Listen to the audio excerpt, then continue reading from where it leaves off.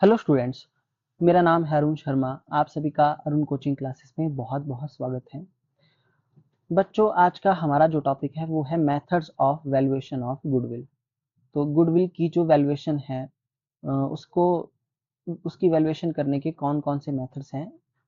तो since goodwill is an intangible asset, देखिए क्योंकि जो गुडविल है वो इंटेंजिबल एसेट है, उसको आप देख नहीं सकते, छू नहीं सकते, सिर्फ उसको आप फील कर सकते हैं। So it is very difficult to calculate its value accurately. तो उसकी वैल्यू को बिल्कुल एक्यूरेटली जो है वो कैलकुलेट करना बहुत डिफिकल्ट है।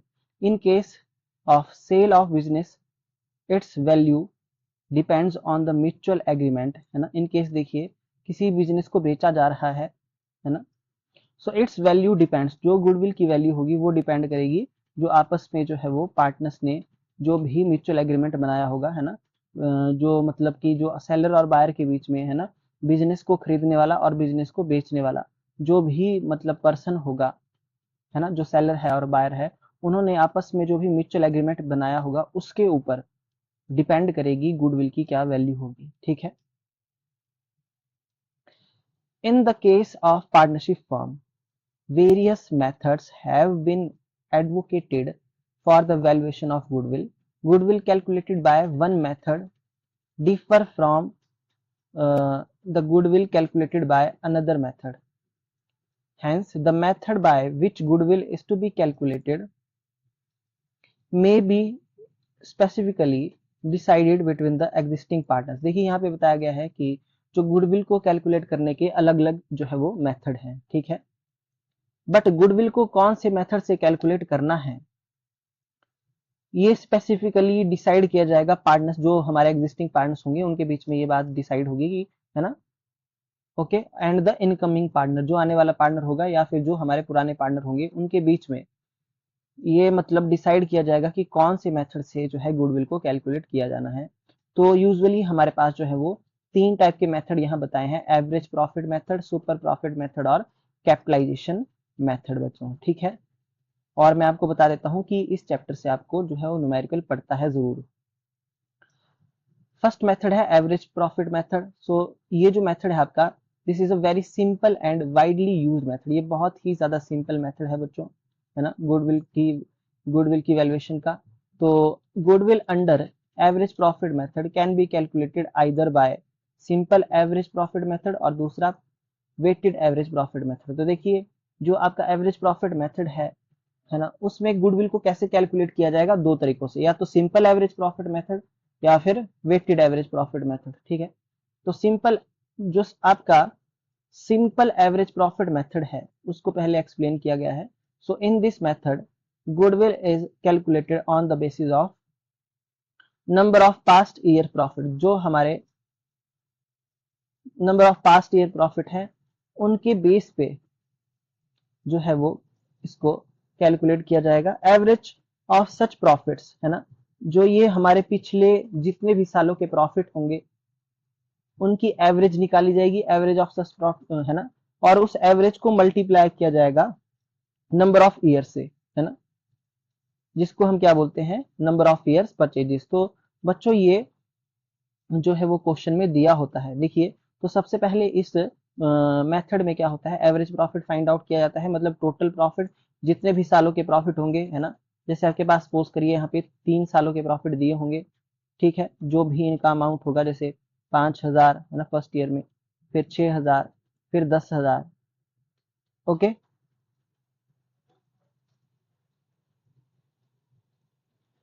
ठीक है। तो उसके बाद देखिए इसको राउंड फिगर में बना देता हूँ, रुकिए। तो यहाँ पे जो है हम 10,000 ना करते हुए हम यहाँ पे थर्ड ईयर का प्रॉफिट 7,000 ले लेते हैं। ठीक है। तो अगर हम इन सबको प्लस करेंगे तो 5 और 6 11 और 7 18। ठीक है। तो टोटल प्रॉफिट हो गया 18,000 और नंबर ऑफ ईयर कितने हो गए, 1 2 3, यानी कि 3 से। ठीक है। तो हमारे पास जो है वो एवरेज प्रॉफिट आ गया 6। ठीक है। तो बच्चों ये और गुडविल कैसे आएगी, average profit multiply by number of year purchases. तो बच्चों जो नंबर ऑफ ईयर परचेज है वो क्वेश्चन में दिया होता है, या तो ये 2 ईयर्स होता है या 3 ईयर्स, है ना, या 4 ईयर्स जो भी होगा। तो जैसे हमने नंबर ऑफ ईयर परचेजेस जैसे 2 मान लिया। ओके। तो हमारे पास एवरेज प्रॉफिट है 6 और नंबर ऑफ ईयर है 2। तो average profit multiply by number of year purchases is equal to कितना हो गया 6 multiply by 2 is equal to 12,000। तो 12,000 जो है गुडविल हमारे पास आ जाएगी। तो ये इतना सिंपल जैसा मेथड है बच्चों। सो आई होप आपको ये जितनी भी बात मैंने अभी बताई है वो समझ में आ गई होगी, है ना। और इसको आप जो है इन बातों को नोट डाउन भी कर लीजिए, ठीक है, कॉपी के ऊपर। ओके,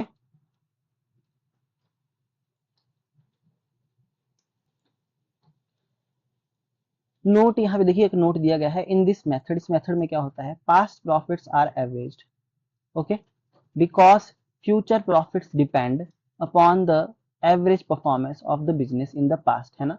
कि मतलब हमारा पास्ट में क्या मतलब परफॉर्मेंस है, ठीक है, एवरेज परफॉर्मेंस हमारी जो है प्रॉफिट की कैसी है, उसके ऊपर ही डिपेंड करती है फ्यूचर की प्रॉफिट। अगर हमारे जो है पिछले सालों के प्रॉफिट जो है अच्छे होंगे, है ना, तो हमको फ्यूचर में भी जो है वो अच्छा प्रॉफिट होगा। So past profits indicate as to what profits are likely to accrue in the future. Okay बच्चों, सो ये नोट आपको मतलब करने की जरूरत नहीं है, ये बात है ना, जो बातें ऊपर लिखी गई है, जो मैंने बताया आपको फॉर्मूला वगैरह, वो आपको नोट डाउन करना है। वाई एवरेज प्रॉफिट्स, अब बायर देखिए एवरेज प्रॉफिट ही क्यों, है ना, कि इस क्वेश्चन में हम एवरेज प्रॉफिट का ही क्यों इस्तेमाल कर रहे हैं। तो देखिए क्या बताया गया है, a buyer always want to estimate the future profit of a business. देखिए हर जो बायर होता है ना, जो बिजनेस को देखिए परचेज कर रहा है, एक बात मैं कर रहा हूं यहाँ पे कि वो क्या एस्टिमेट करना चाहता है, बिजनेस का फ्यूचर प्रॉफिट कितना होगा। Usually future profits depend upon the average performance of the business in the past. देखिए जैसा कि यहाँ पे बोला गया था कि जो फ्यूचर का प्रॉफिट होता है वो बिजनेस की पास्ट की जो परफॉर्मेंस है, एवरेज परफॉर्मेंस, उसके ऊपर निर्भर करता है।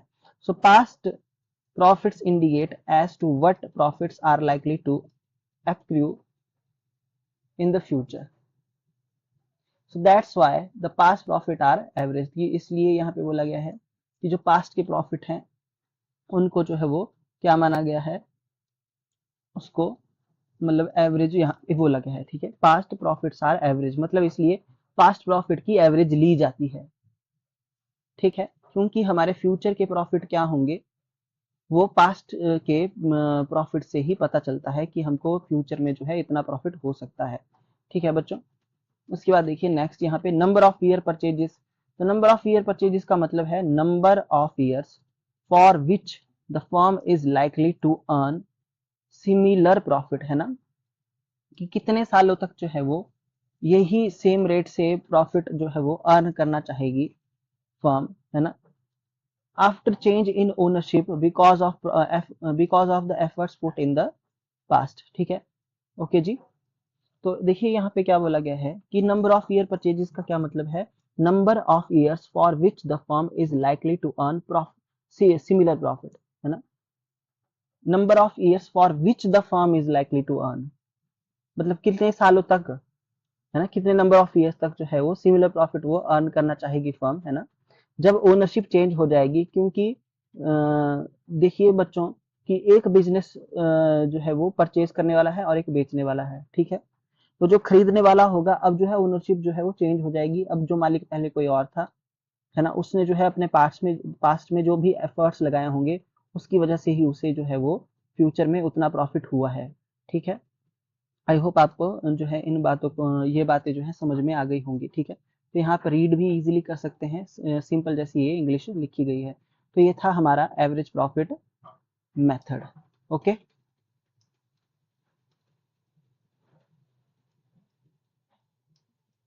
इसके बाद बच्चों नेक्स्ट जो टॉपिक्स हैं आपके वो सो नेक्स्ट टॉपिक भी मैं आपको मतलब इसी वीडियो में करवा दूंगा। देखिए तो पास्ट एडजस्टमेंट के बारे में यहाँ पे बोला गया है। देखिए क्या, normal profit means profit of the firm from its business operation, ठीक है। तो जो भी बिजनेस को उसके मतलब वर्किंग से जो भी प्रॉफिट हो रहा है वो नॉर्मल प्रॉफिट है। सो नॉन बिजनेस इनकम, देखिए जो हमारी नॉन बिजनेस इनकम है, एक्सपेंसेस है, लॉसेस हैं, are not taken into account, उनको जो है वो क्या नहीं किया जाएगा, उनको जो है वो रिकॉर्ड नहीं किया जाएगा वाइल कैलकुलेटिंग एवरेज प्रॉफिट, ठीक है। So they are not considered because goodwill is valued of the business. ठीक है, क्योंकि जो नॉन बिजनेस इनकम होगी, नॉन बिजनेस एक्सपेंस होंगे, है ना, कोई एबनॉर्मल लॉस होगी तो उसको रिकॉर्ड नहीं किया जाएगा। इन केस अगर हमने उसको इंक्लूड कर दिया है तो उसको हम माइनस कर देंगे, है ना। तो किस तरीके से किया जाएगा मैं आपको बताऊंगा। तो हम जो है नॉन बिजनेस एक्सपेंसेस इनकम या लॉस को क्यों नहीं ले रहे हैं, क्योंकि हम क्या कर रहे हैं, गुडविल को फाइंड आउट कर रहे हैं, और गुडविल किसकी है, गुडविल जो है वो बिजनेस की है। सो while calculating average profit, following adjustments must be made in the actual profit of the respective year। तो ये सारी आपको क्या करनी पड़ेगी, एडजस्टमेंट करनी पड़ेगी। देखिए पहली क्या है कि जो एबनॉर्मल लॉस होगी उसको क्या करना पड़ेगा आपको, should be added back to the net profit for that year. ठीक है, जो उस साल का प्रॉफिट होगा उसमें आप एबनॉर्मल लॉस को ऐड कर देंगे और एबनॉर्मल इनकम को क्या कर देंगे, माइनस कर देंगे out of the net profit. ठीक है, और इनकम जो होगी इन्वेस्टमेंट से वो भी क्या होगी, डिडक्ट होगी, है ना, माइनस होगी। ठीक है, उसके बाद जो रेमुनरेशन होगा पार्टनर्स का, पार्टनर की सैलरी कमीशन जो भी होगा उसको माइनस किया जाएगा एवरेज प्रॉफिट में से। ठीक है, तो इसमें जो है सिर्फ आपका जो एबनॉर्मल लॉस होता है वो ऐड हो जाता है, बाकी abnormal income, income from investment और जो रेमुनरेशन है पार्टनर का, पार्टनर की सैलरी कमीशन, वो ये तीनों माइनस हो जाते हैं। ठीक है, so yearly profits must also be adjusted for the following: non-business profit or loss, capital expenditure being counted as revenue expenses being counted as a capital expenses। तो इन सब की भी एडजस्टमेंट की जाएगी, है ना। और revenue expenses not having been accounted, है ना, और errors committed in the past। तो ये इन सब को भी जो है प्रॉफिट में क्या किया जाएगा, एडजस्ट किया जाएगा। ठीक है, ये यहाँ पे जो है वो लिखा गया है। ठीक है, so calculation of total profit when adjustment are given. तो देखिए बच्चों यहाँ पे बहुत ही अच्छा एक चार्ट दिया गया है, यहाँ पे टोटल प्रॉफिट को फाइंड आउट करना सिखाया गया है ना। ये टेबल आप बना लीजिए व्हेन एडजस्टमेंट, जब हमारे पास एडजस्टमेंट दी गई हो। So for calculating average profit, yearly profit must be adjusted for abnormal gain and abnormal losses। So following table helps to know adjustment in yearly profit। So बच्चों देखिए जब भी आपको एक ऐसा क्वेश्चन आएगा तो उसमें आपको क्या करना पड़ेगा, देखिए उसमें आपको ये जो एडजस्टेड प्रॉफिट होता है इसको फाइंड आउट करना पड़ेगा। ठीक है, सो लिखिए कैलकुलेशन ऑफ एडजस्टेड प्रॉफिट। तो ये जो है हमारा मेन टॉपिक बनता है इसमें, एडजस्टेड प्रॉफिट को कैसे फाइंड आउट किया जाए। ठीक है, तो 3-4 सालों के अगर इकट्ठे प्रॉफिट होंगे तो उस हिसाब से हम जो है अमाउंट के कॉलम यहाँ पे लगा देंगे आगे। ओके, ठीक है, जैसे ये 2 कॉलम लगाए गए हैं। ठीक है, तो ये एक ही साल की जो कैलकुलेशन है। ठीक है, जैसे मैं 2000 यहाँ पे 24 लिख देता हूँ। ओके, इसके बाद अगर और भी कोई ईयर दिए गए होंगे तो वो आप आगे जो है कॉलम लगा सकते हैं, जैसे ये 25 का हो गया, 2025 का, ये 2026 का। ठीक है, तो देखिए फर्स्ट ऑफ ऑल हम लिखेंगे सबसे पहले प्रॉफिट और loss given of the past year before adjustment, है ना। जो भी हमारे पास प्रॉफिट है या लॉस है, ओके, जो हमको दिए गए हैं पास्ट ईयर के, उनका अमाउंट जो है हम कहाँ लिखेंगे, देखिए सीधा डायरेक्ट 2024 में, 25 में या 26 में। ठीक है, उसके बाद जो एबनॉर्मल लॉसेस होंगी बच्चों उनको ऐड कर दिया जाएगा। तो एबनॉर्मल लॉसेस कौन कौन सी है यहाँ पे देखिए ऐड कर दिया जाएगा एबनॉर्मल लॉसेस को, लॉस बाय फायर और लॉस बाय थेफ्ट। ठीक है, ये ऐड हो जाएगी। Okay, loss on sale of fixed asset, ठीक है, क्योंकि ये बिजनेस की नॉर्मल एक्टिविटी में नहीं आता है। Under valuation of closing stock, है ना, over valuation of opening stock, इनको हम ऐड कर देंगे क्योंकि इनसे हमारा प्रॉफिट कम हो रहा है। नॉन रेकरिंग एक्सपेंसेस, जो खर्चे बार बार नहीं किए गए हैं। ठीक है, ठीक है, जो फ्यूचर में नहीं किए जाएंगे। और कैपिटल एक्सपेंडिचर, जिनको हमने क्या माना है एज एन एक्सपेंसेस। ठीक है, कैपिटल एक्सपेंडिचर जिनको ट्रीट हमने क्या कर दिया है, एक्सपेंसेस मान लिया गया है। जैसे परचेज की है मशीनरी, है ना, उसको हमने खर्चा दिखा दिया, तो ये गलत बात है। ठीक है, तो इन सबको ऐड किया जाएगा, है ना। तो इन सब के अमाउंट को फर्स्ट कॉलम में लिखेंगे। ओके, और जो भी जिस भी ईयर से रिलेटेड होगी एबनॉर्मल लॉस उस ईयर में ऐड कर देंगे। ठीक है बच्चों, तो ये क्वेश्चन मैं आपको खुद करवाऊंगा, फिलहाल मैं आपको समझा रहा हूं, तो आप जो है वो यहाँ से फटाफट जो है वो ये बना लीजिए। ठीक है, उसके बाद नेक्स्ट देखिए यहाँ पे, तो आपने यहाँ पे ऐड कर दिया। ओके, इन सबको ऐड करने के बाद आपने अमाउंट यहाँ जैसे लिख लेना है। उसके बाद लेस क्या किया जाएगा, एबनॉर्मल गेन, जो हमारा एबनॉर्मल गेन है ना, profit from speculative activities. Okay, तो ये हमारा लेस हो जाएगा, है ना, ये नॉन बिजनेस इनकम है। Income from non trade investment, okay, profit on sale of fixed asset, over valuation of closing stock, over valuation of opening stock, over valuation of opening stock.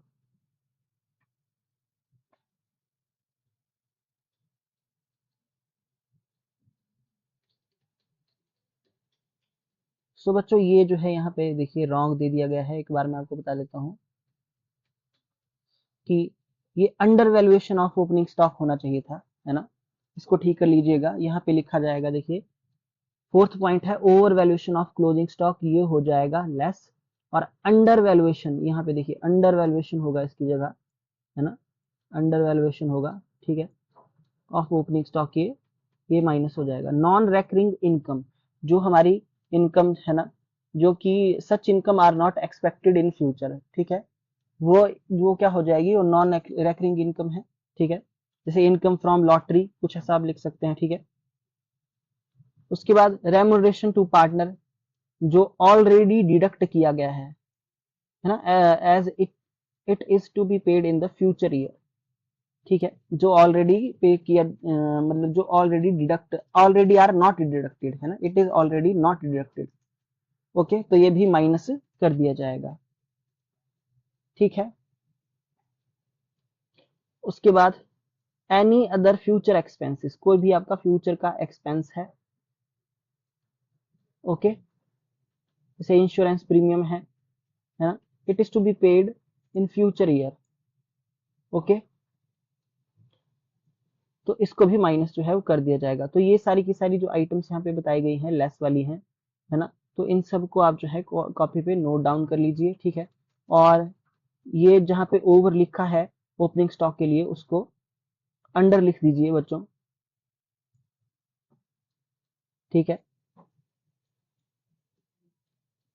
उसके बाद जो भी अमाउंट आपके पास total करके आएगा यहाँ पे माइनस वाला, उसको आप यहाँ पे लिख देंगे। प्लस वाला तो है, प्लस वाला जो है वो आपका ये फर्स्ट पॉइंट, ठीक है। और ये ऐड वाले सारे पॉइंट ऐड करने के बाद जो भी प्रॉफिट आया उनको आप यहाँ पे लिख दीजिए, है ना। और प्लस वाले से माइनस वाले को माइनस करके एडजस्टेड प्रॉफिट आपके पास यहाँ पे आ जाएगा। तो बच्चों ये फाइंड आउट करना पड़ता है, ये एवरेज प्रॉफिट मेथड है विद एडजस्टमेंट के साथ। तो एडजस्टमेंट जो आएगी, ऐड वाली भी मैंने आपको बता दी और लेस वाली भी बता दी, ठीक है। तो इस टेबल को आप जो है आराम से बना लीजिए, ओके। उसके बाद यहाँ बताया गया है limitation of simple average profit method, कि इसकी क्या क्या लिमिटेशन है। The main limitation of simple average profit method is that it does not consider the trend of profits every year is given equal weight. Distinction is not made between a business that has rising trend in profits and one that has uh, trend in sorry falling trend in profits. To remove this drawback, weighted average profit method was introduced, ठीक है। तो बच्चों ये जो limitation यहाँ पे इसकी बताई गई है, ये इतनी इंपॉर्टेंट नहीं है, क्योंकि इस यहाँ से जो है आपको न्यूमेरिकल पड़ता है। फिर भी आप यहाँ से इसको जो है वो देख लीजिएगा, ठीक है। सो बच्चों यहाँ पे वैसे बताया ये गया है कि it does not consider the trend of profit, इसमें ट्रेंड ऑफ प्रॉफिट को कंसीडर नहीं किया जाता है ना। इसमें हर साल को जो है वो इक्वल वेट ही दिए जाते हैं, ठीक है। सो डिस्टिंक्शन इज नॉट मेड, है ना, between business that has rising trend in profits, one that has falling trend in profit।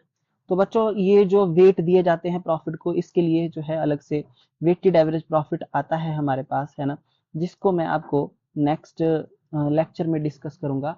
ये सारा का सारा जो मैंने वीडियो बनाया है, लेक्चर बनाया है, ये मैंने एवरेज प्रॉफिट के लिए बनाया है, सिंपल एवरेज प्रॉफिट के लिए, ठीक है। और इसमें एडजस्टेड प्रॉफिट भी कैसे फाइंड आउट किया जाता है वो चीज भी मैंने आपको यहाँ पर देखिए सिखा दी है, ठीक है। ये टेबल जो है यहाँ पे मैंने आपको बताया है, ठीक है। तो बच्चों इस टेबल को आप बना लीजिएगा, क्योंकि ये बहुत ज़्यादा इंपॉर्टेंट है, ठीक है। ऐड और लेस वाली आइटम सब कुछ बता दिया। सो आपको जो है वो लेक्चर कैसा लगा, सो प्लीज़ आप जो है वो मुझे कमेंट सेक्शन में कमेंट करके बता सकते हैं। आज के लिए इतना ही। Thank you so much.